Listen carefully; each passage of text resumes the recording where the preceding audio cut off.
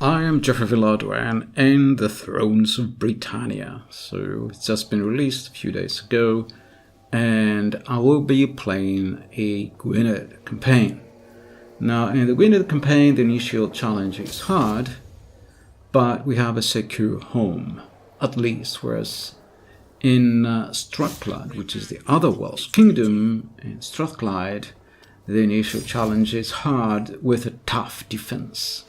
So I'm going to go for a secure home, at least. And I will be playing on hard rather than very hard, because I'm not sure of myself, considering this is a new game. And I did try a couple of campaigns to realize that every time you start a campaign, it has a chance of developing totally different from another time.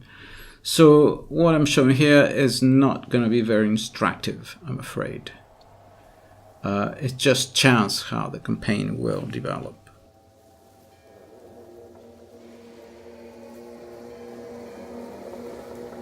But it might give you some idea about some of the mechanics and things like that. So, as I said, I'm a bit of a fan of medieval Wales. And it is described here as the land of heroes, partly because of the Arthurian legends that are associated also with Wales, and the various heroes in those legends being part of the Welsh kind of history.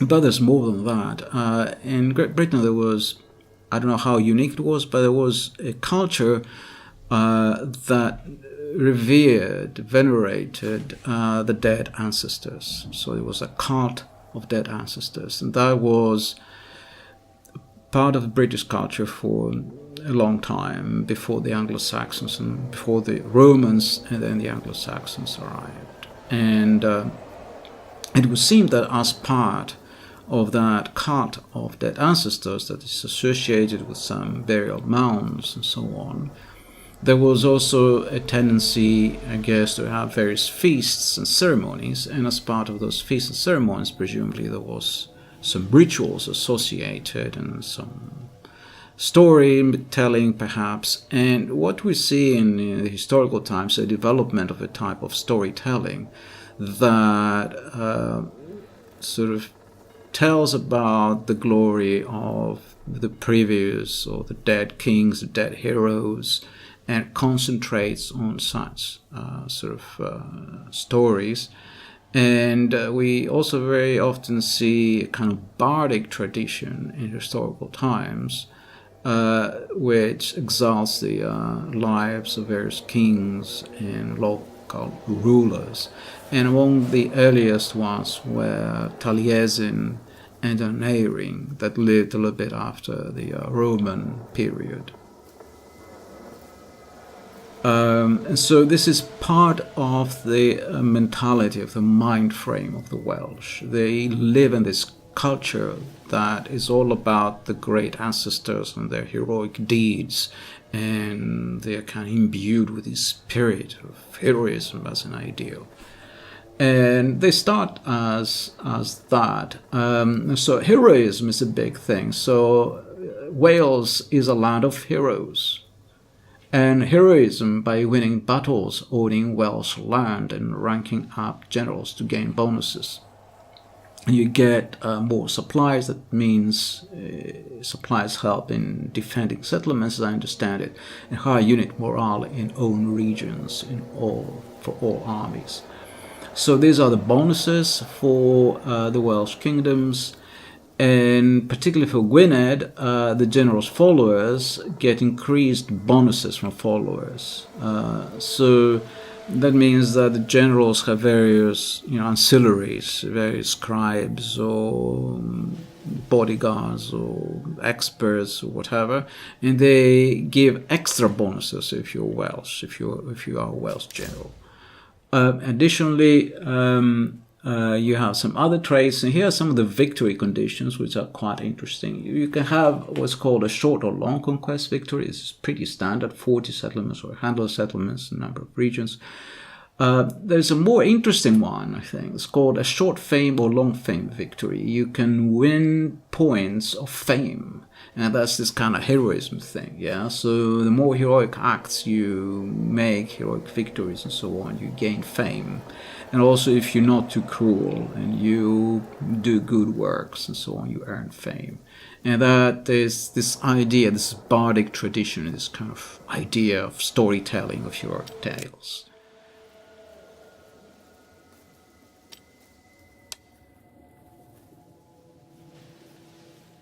Cultural features and faction features, some other things that are particular to the Welsh. They also have various options here, how to set your campaign, advice, help, high or low. Sole player moves, I'm going for limited, and I'm going to set the advice help to maybe low because I don't know the game. Maybe they can tell me something useful. I'll leave the battles at 60 minutes maximum, and we can start the campaign.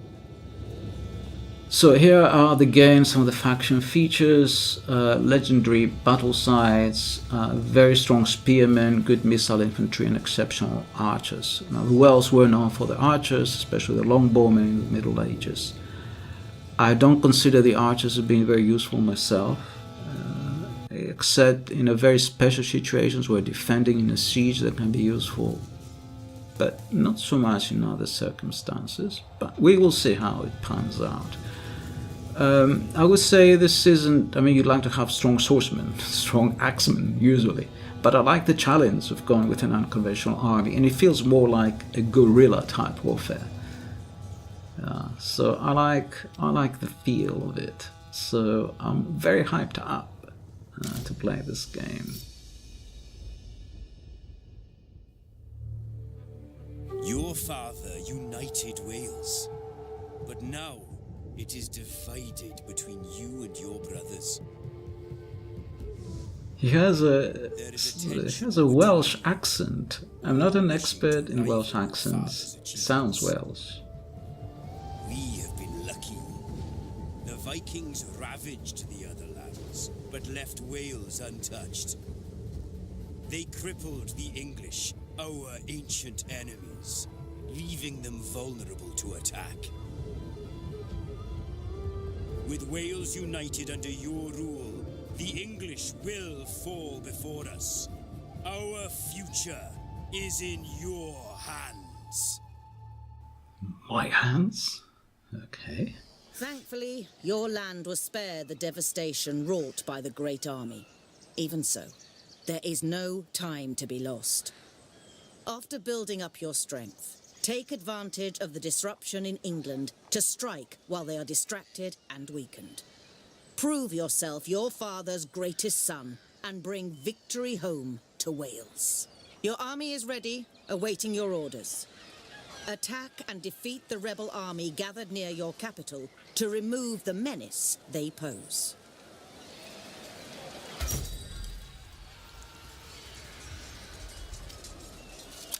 Okay, you've been given an objective to eliminate the rebels near Aberfro.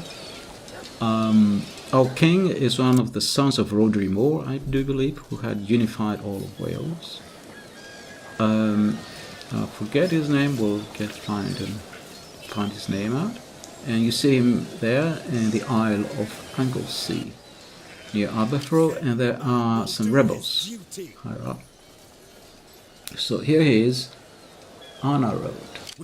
That's a nice Dark Age Welsh name. My warriors will not falter. So he has some levy spearmen, some levy archers, some cavalry. And we're off to our first battle. Great. So the odds are fairly even. Not completely even, slightly in our favor. We'll see how this goes. We'll fight the battle manually, of course.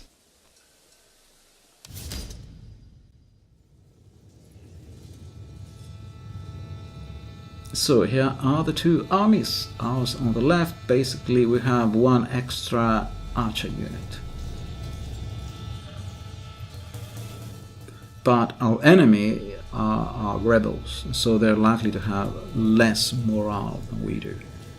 And looks like we're fighting in a relatively wooded area.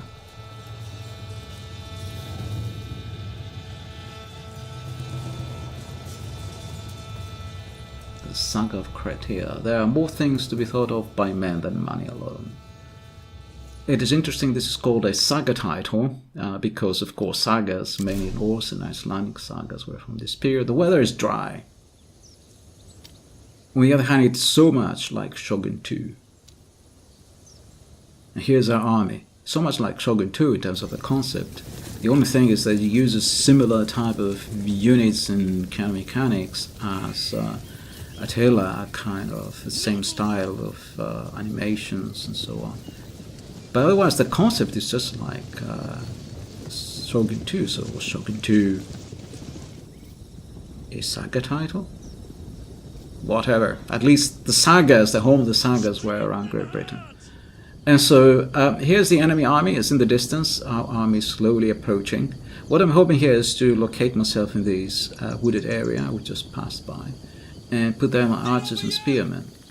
If they don't respond. If they respond, I'm hoping they will not respond until we get to that wooded kind of little copse or something.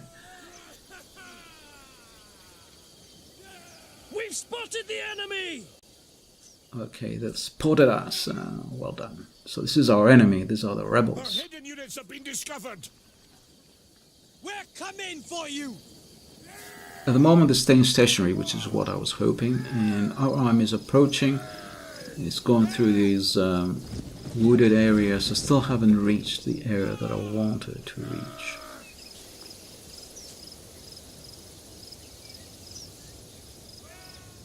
For some reason, the cavalry doesn't keep pace with the infantry. You see, the cavalry has separated themselves. The infantry has stayed behind, even though they are on a march. They're not running or galloping. The infantry has stayed behind. Somehow, I would have thought the horses should keep pace with the foot. Blood will flow!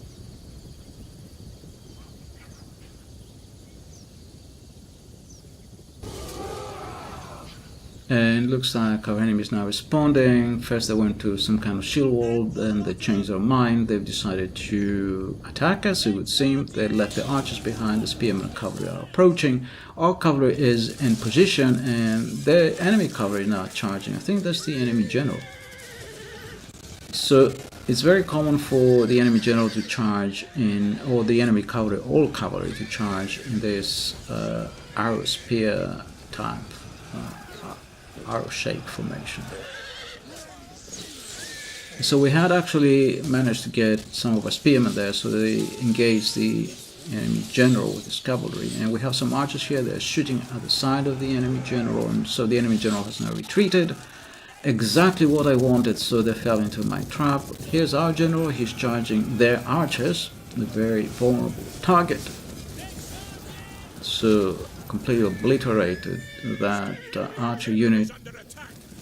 Unfortunately, my videos are breaking up again.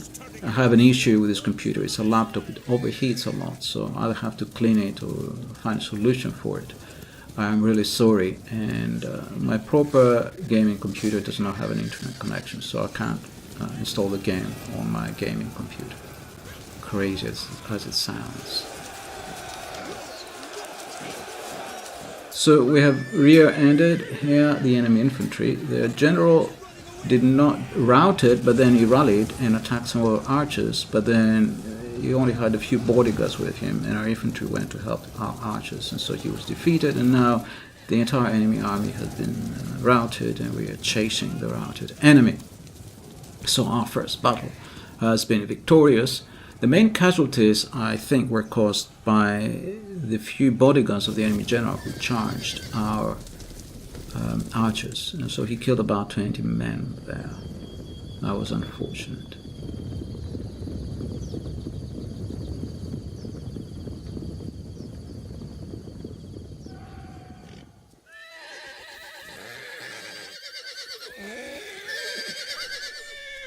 So the battle has been won. Here's our general, and here in the middle is our king on our road. He looks very glorious. So that was the end of the battle.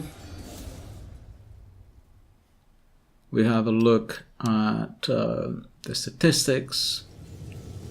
So you see we lost some archers from the enemy general charging. We also lost some spearmen. Relatively light casualties, I would say. I mean, this battle was classed as an even battle, 50-50 more or less. And so our casualties were relatively light. We lost about 100 men out of a total of 440. We lost about 25% of our force. I can hardly believe this, but that's what it says. So anyway, it must be so. And our archers did okay, but not fantastically well. We're supposed to be strong in archers, but our levy spearmen did better. And of course the cavalry did most of the work, as it's usual the case with open battles.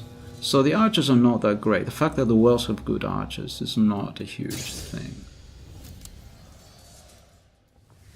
And so we have almost destroyed the enemy army, but the bodyguard of the enemy general survived, so the rebel leader survived. We've gained some heroism, so that was something. And I guess we have to go and finish the job with the rebels. So I will auto-resolve this battle. It's interesting, the odds are just that and not more.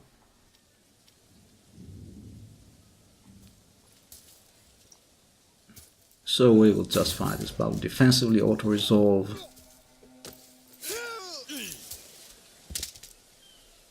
And another victory.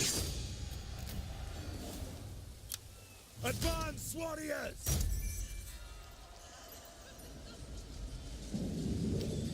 So the enemy commander has died. We have won war fervor. So that's good. We have increased war fervor.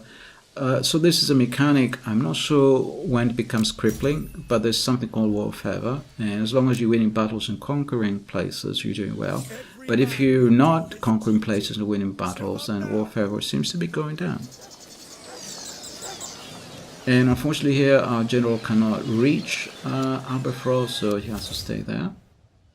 He has gained a trait, so we have to select one of these ancillaries. You can select a champion, for example, that helps the general's bodyguard, who can choose a scribe that helps with administration, a bard that adds fame and zeal, a forger is a good one because it adds unit replacement, improves unit replacement, and adds food, which is an important mechanic in this game. So you need food as well as money to raise soldiers, and so this way we have 8 food extra. And so here's our family, the various members of the family who can take positions of government or can become generals. They're not perhaps all of them family members, there are a couple who are just randoms. And so here are some of the other things at the top, for example, back to this. I want to have a look at this point. I want to have a look at generals I can recruit, because some generals give you very nice bonuses. For example, this one, Old Hand, gives you minus 50% recruitment for spear infantry. So if a unit costs 200, you can recruit it for 100. Of course, there is an upkeep, and the upkeep is not affected by the recruitment. But at least the initial recruitment is relatively inexpensive, so it's nice to have an old hand around. So I'm going, instead of recruiting a cavalry unit, I'm going to recruit this guy.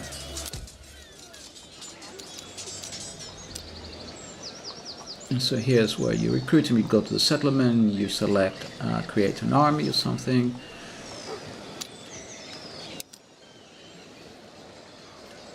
Here he is on the left, Morcote, another interesting old Britannic name. So we're going to recruit him instead of having a cavalry unit. He costs 400. I think for a cavalry unit we need about 300. But you get all the bonuses associated with a general, such as, courage to the men during a battle, and rally, and whatever, all the other things, strong bodyguards, better cavalry, and you get all those bonuses. For 400 is nothing, and then you can recruit units for much less. So you recruit here some medium spearmen, and it will take time for the unit to get to full strength. That's a well-known mechanic. I'm sure you're all aware of that in Thrones of Britannia. So we can also build a few things. Now we have money. We can build a royal hall. That's a perfect thing for a king. The Royal Hall of Aberfro. I think someone wrote a poem, I'm not sure if it was David of Gwyned or it was Taliesin or something, about the Royal Hall of Aberfro is now silent. Something like that. Very evocative. Beautiful poem. Very heroic, about how the Welsh kings have passed away. Very sad.